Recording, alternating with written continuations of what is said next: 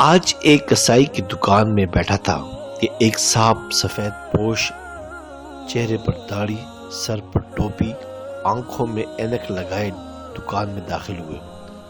دکان پر کافی بھیڑ تھی، لوگوں کی آوازوں سے دکان گونج رہی تھی۔ بھائی 1 کلو گوشت دینا، بھائی 3 کلو گوشت دینا۔ جیسے ہی وہ صاحب داخل ہوئے، کسائی سارے گاہکوں کو چھوڑ کر ان سے مخاطب ہوا۔ جی ½ کلو گوشت، نوجوان نے کہا۔ کسائی نے فوراً بہترین گوشت کا ٹکڑا کاٹا اور بوٹی بنا کر دے دی۔ ان صاحب نے پیسے دینے کے لیے ہاتھ بڑھایا تو کسائی نے لینے سے انکار کر دیا۔ انہوں نے کہا، جاوید بھائی آپ ہمیشہ ایسے ہی کرتے ہیں۔ کسائی مسکرا دیا اور وہ صاحب دکان سے باہر نکل گیا۔ لوگ گلے شکوے کرنے لگے کہ ہم کب سے کھڑے ہیں اور کسائی کو چربی چڑھی ہوئی ہے کہ گاہ کی قدر نہیں۔ میرا بھی تجسس بڑھا، میں دکان خالی ہونے کا انتظار کرنے لگا۔ کسائی فارغ ہوا، میں نے کہا 2 کلو گوشت چاہیے۔ پھر میں نے پوچھا، ابھی جو صاحب آپ کی دکان سے گوشت لے کر گئے ہیں آپ کے کوئی قریبی رشتہ دار لگتے ہیں؟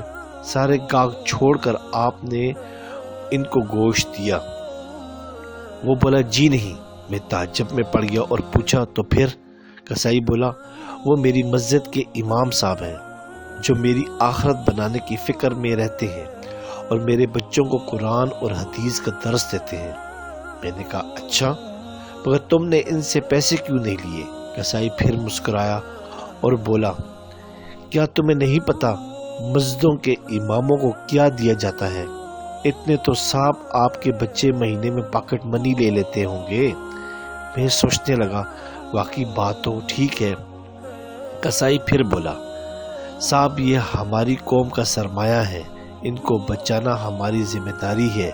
بازار کی تمام دکان والوں نے یہ متفقہ فیصلہ کیا ہے کہ مولانا صاحب سے کوئی پیسہ نہیں لیں گے۔ صرف میں ہی نہیں، یہ نائی، یہ جنرل سٹور والا، یہ ٹیلر اور وہ ڈاکٹر صاحب، وہ کرانے والا، دودھ والا، سبزی والا، کوئی ان سے پیسے نہیں لیتا۔ بھائی اتنا تو ہم کر ہی سکتے ہیں نا۔ اور پھر مسکرا کر کہا، صاحب ½ کلو گوشت کے بدلے جنت زیادہ منافع کا سودا ہے، یہ لیجیے آپ کا گوشت۔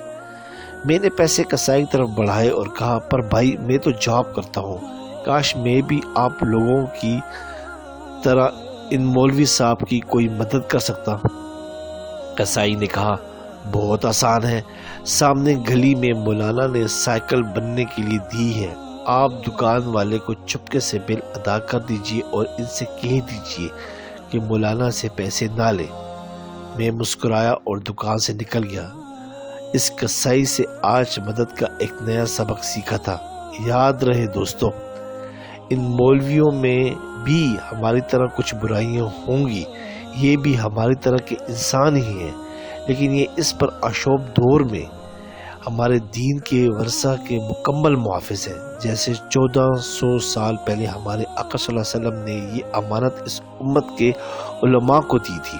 بنی اسرائیل کے علماء کی طرح انہوں نے دین کا سودا نہیں کیا۔